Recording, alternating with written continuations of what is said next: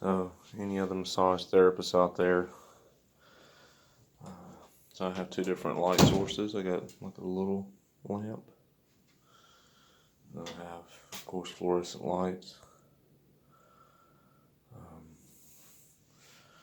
This right here is what I do with my sheets.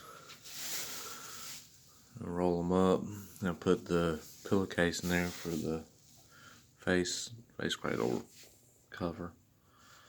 And this cabinet right here allows me to close it up. All my sheets are hidden.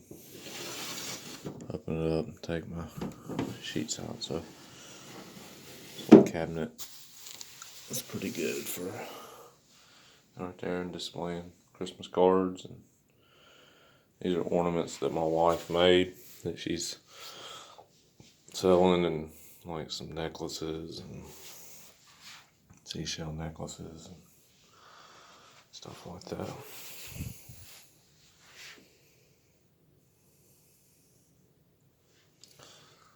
And I can do like essential oils and